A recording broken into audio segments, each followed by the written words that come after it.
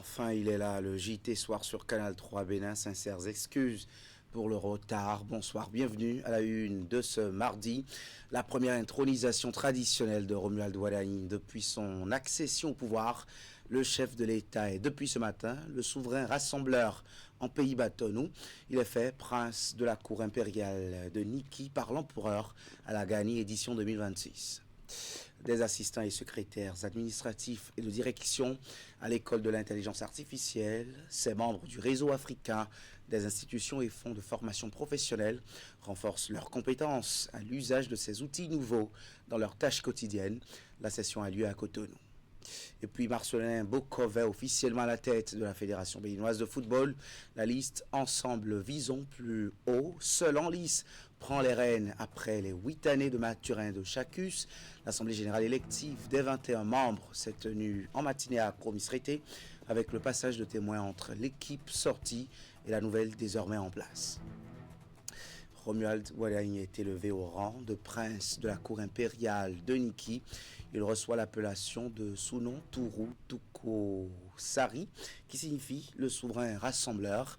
La consécration est intervenue au cours des festivités de la Gani à Niki ce matin, à la faveur d'une visite du chef de l'État à l'empereur, Sa Majesté Serou Tourou. À l'occasion de cette rencontre au cœur de la cour impériale, le président de la République a eu un tête-à-tête avec le souverain de Niki, un échange placé sous le signe du dialogue et de la consolidation des relations entre les institutions de la République et la tradition. Les manifestations de la Gani sont un rendez-vous majeur de l'identité et du patrimoine des peuples du Grand Borgou. Elles rassemblent chaque année autorités politiques, dignitaires traditionnels, populations et visiteurs autour des valeurs de cohésion, de fraternité, de solidarité et de partage. Parlons justement de la Gani. Elle est la deuxième fête du calendrier lunaire après la fête du feu ou le Donkourou ou encore le Nouvel An traditionnel. Elle renouvelle la solidarité et la fraternité des peuples du Grand Borgou. Les festivités sont marquées par 3 moments forts. Dans le récit qui va suivre, Esther Tofa revient sur le Sonirou particulièrement. C'est la procession royale. Le Sonirou, où la procession royale se déroule à l'intérieur de la ville sur un parcours d'environ 12 km. Il est ponctué par de brèves escales sur les sites sacrés de rituels publics devant une foule admiratrice composée des communautés et de touristes. Ce n'est pas un simple déplacement du Sinamboko entre différents lieux de la ville, mais un acte officiel destiné à rappeler le souvenir des événements historiques séculaires, de la mémoire et de la légitimité du pouvoir royal de Niki. Il s'agit d'un parcours de mémoire, de reconnaissance et de transmission au cours duquel le souverain renouvelle symboliquement ses liens avec les ancêtres, les anciens souverains, les autorités religieuses et les lieux qui ont marqué l'histoire du royaume. Sous les ovations de la foule, le cortège s'ébranle, muni d'un parasol tournoyant pour parcourir les étapes du parcours rituel afin d'honorer les ancêtres et les dieux. Le parcours est jalonné de plusieurs étapes, chacune renvoyant à une dimension particulière de l'histoire et de la tradition du royaume. Le souverain se rend notamment auprès de l'imam à Demandou, dont les prières rappellent les liens anciens entre la royauté et les autorités religieuses, puis à Temiako Bakarou, ancien lieu associé à la préparation spirituelle des guerriers. Le parcours se poursuit par les lieux de mémoire associés aux anciens souverains, notamment les tombes de Dakiru, de Batiarou et de Bakpilou, en passant par l'ancien palais royal de Dari. À chacune de ces étapes, le souverain rend hommage à ses prédécesseurs et renouvelle symboliquement le lien qui l'unit à la lignée royale. Les visites peuvent être accompagnées de gestes rituels, de libations, de paroles de mémoire ou d'autres manifestations dont la signification et les modalités sont détenues par les personnes habilitées à les accomplir. En administration maintenant, les assistants et secrétaires administratifs et de direction du RAFPRO, le réseau africain des institutions et fonds de formation professionnelle, sont en retraite de renforcement de capacité à Cotonou. Le séminaire vise à faire une mise à jour des compétences en tenant compte des mutations actuelles du monde du travail, symbolisées notamment par la poussée de l'intelligence artificielle. Le point de la cérémonie de lancement avec Hugues Vinibé et Elvis Tonoukouin. 23 assistants et secrétaires administratifs ou de direction, originaires de 12 pays d'Afrique, notamment le Bénin, la Côte d'Ivoire, le Sénégal et Madagascar, prennent part à ce séminaire de formation. Au cours de cette retraite de 5 jours, inscrite dans la dynamique d'amélioration de la qualification des moyens humains du réseau africain des institutions et fonds de formation professionnelle, les participants seront outillés sur les techniques d'assistanat et de gestion administrative assistées par l'intelligence artificielle. L'intelligence artificielle n'est plus une idée de science-fiction. Elle est là dans nos bureaux tous les jours. Le monde du travail change et le métier de secrétaire et d'assistant de direction a profondément muté. Autrefois, gardien du temple organisationnel, il est aujourd'hui le premier pivot de la performance et de la réactivité de nos structures. De 2023 à 2025, 22 sessions de formation sont organisées par le RAFPRO. Celle qui s'ouvre ce lundi marque le lancement de la mise en œuvre du plan de renforcement de capacité 2026-2028. C'est la première session de formation que nous organisons au niveau de RAFPRO sur la deuxième génération du plan de formation. Je crois que c'est très important. C'est le Bénin qui démarre et les autres pays vont suivre. Au bout de ce séminaire, les bénéficiaires seront capables d'automatiser les tâches répétitives, d'optimiser la gestion des agendas complexes et sécuriser puis traiter l'information avec diligence.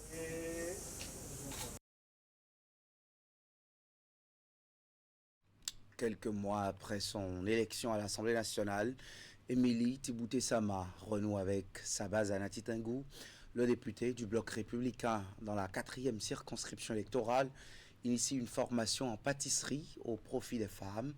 La fin de cette formation a été sanctionnée par la remise d'attestations et de mini-cuisinières à gaz aux récipiendaires Alassane Harouna.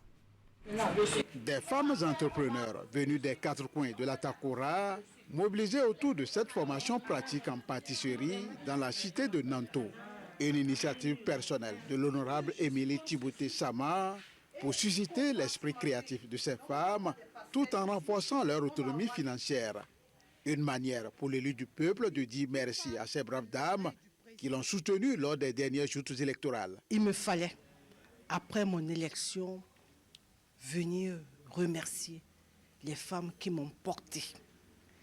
Et je n'ai pas voulu venir avec juste des mots, M-O-T-S, mais j'ai voulu venir avec des actions concrètes. Et donc, en venant ici faire cette formation à nos femmes dans la restauration, c'est pour leur dire merci et pour leur dire que aujourd'hui, avec ce que le gouvernement a mis en place, il y a une grande niche pour elles de faire valoir leur savoir-faire.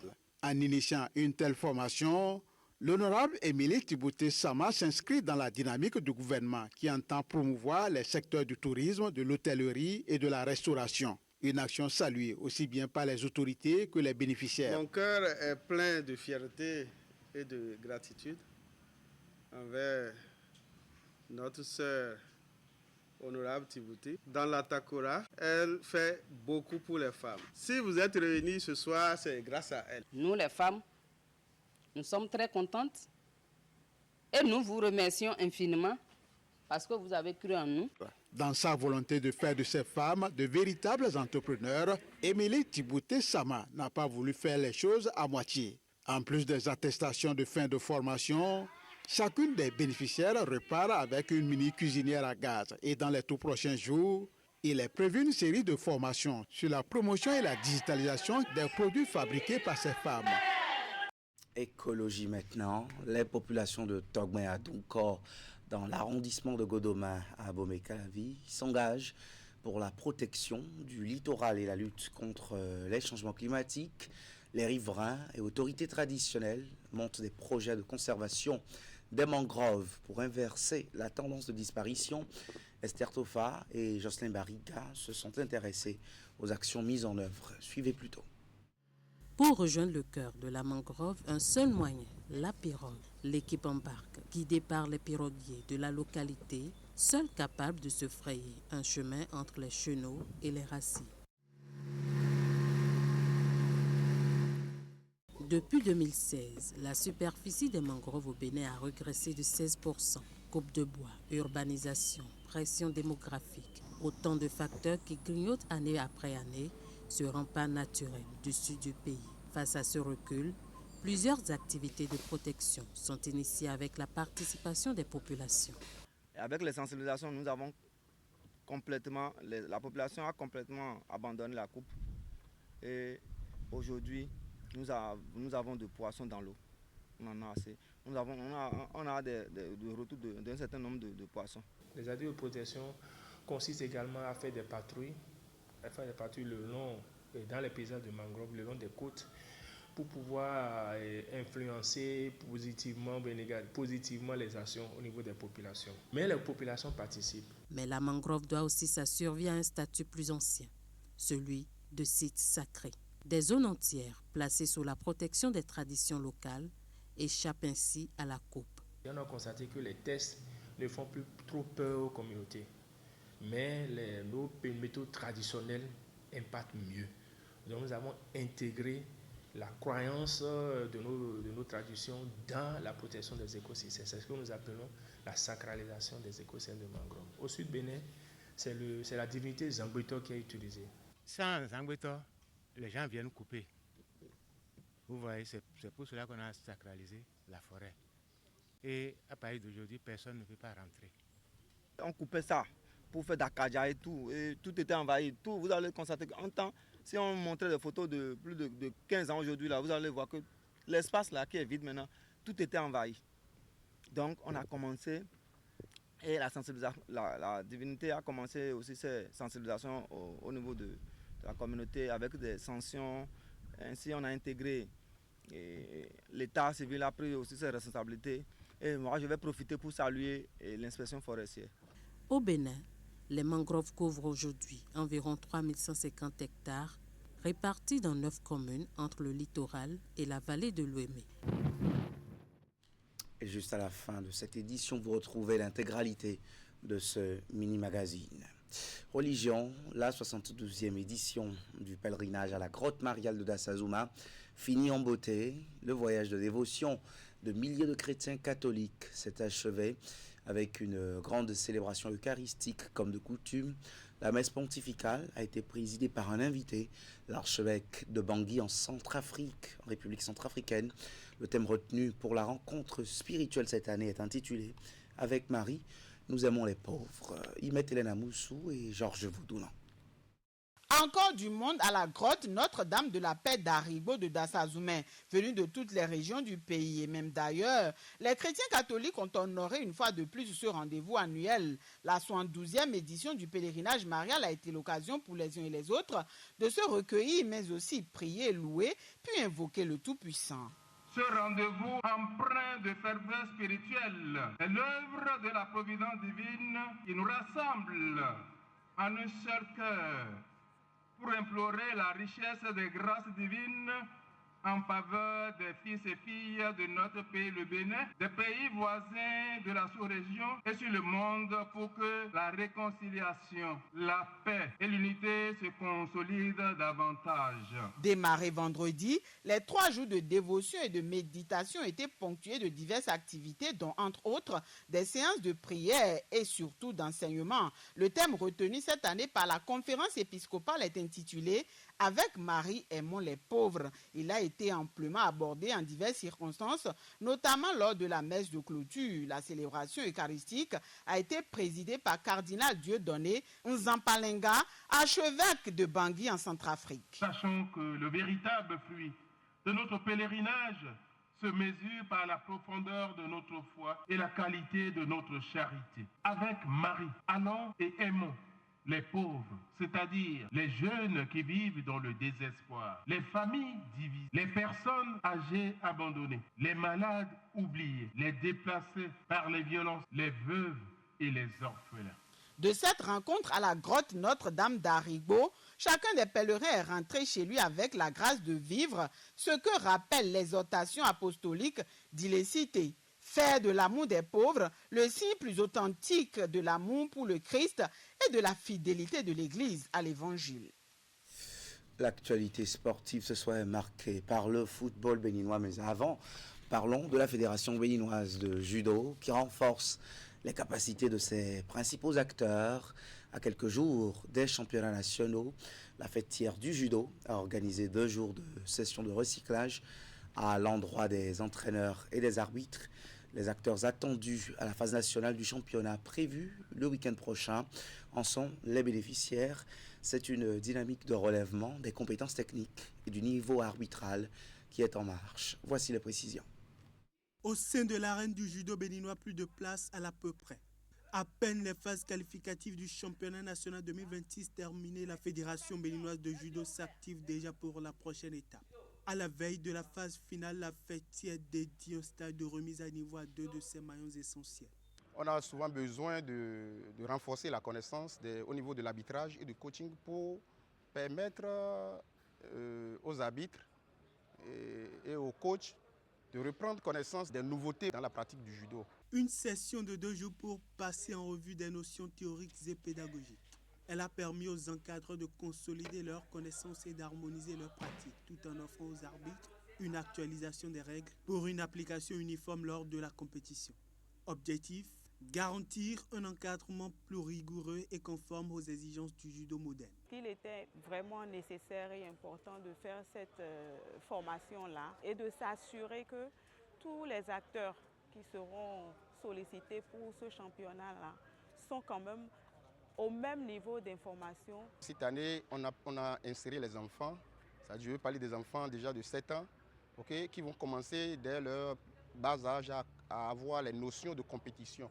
Donc on a vraiment besoin de ces stages pour amener les encadreurs à bien suivre les enfants et éviter d'éventuelles blessures. Il va sans dire que les compétiteurs également seront, de par leur prestations sur le tatami, apprécieront eux aussi l'attitude, les beaux gestes de l'arbitre. Cette remise à niveau revêt une importance particulière. Elle traduit la volonté de la Fédération béninoise de judo de professionnaliser davantage l'environnement de la discipline. Rendez-vous les 29 et 30 août prochains pour voir les meilleurs judokas issus des qualifications se lancer à l'assaut des titres nationaux de la saison 2026. Allez, c'est confirmé. Marcelin Bokovet et les siens sont à la tête de la Fédération béninoise de football. Ils entendent ouvrir une nouvelle ère pour le football béninois en consolidant les acquis de la mandature précédente. La liste Ensemble Visons plus haut a été plébiscitée à la tête de la FBF pour la mandature 2026-2030. La famille du football national était en assemblée générale élective ce mardi au centre d'excellence de football de Misrété. Alfred Bouda et Thibaut Reloupé. Marcelin Bokovet prend les commandes de la Fédération béninoise de football pour 4 ans. Seul candidat à la tête de la liste, Ensemble Visons plus haut, il s'impose avec 76 voix sur 79 après 8 années de gouvernance de Mathurin Desjacus. À ses côtés, un comité exécutif de 21 membres, dont 8 vice-présidents et 12 membres. Moi, je n'ai pas choisi un président pour me suicider. C'est Dieu qui a voulu que ce soit Bokovet.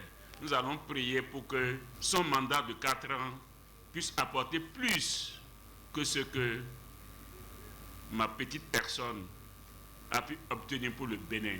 Je remercie le Seigneur qui nous a accompagnés avec un comité très responsable, qui ont fait des sacrifices. Je voudrais, au nom des membres du nouveau comité exécutif, vous dire merci. Merci pour l'exemple. Je veux aussi reconnaître la sollicitude du chef de l'État, du ministre en charge des sports et de tout le gouvernement du Bénin au cours des dernières années. Gouvernance, formation, structuration, professionnalisation et performance. Les attentes sont fortes. D'aucuns pensent et disent que nous constituons un comité exécutif ingérable. Au vu des fortes têtes et des compétences qui le composent. Notre premier défi est de démentir cette assertion. Nous devons mieux faire. Nous devons faire plus et faire plus vite. Placée sur le signe du rassemblement et de la responsabilité, cette nouvelle gouvernance est désormais attendue dans l'action à Marcelin Bokovet et son équipe de traduire le consensus en résultat pour donner un nouvel élan au football béninois.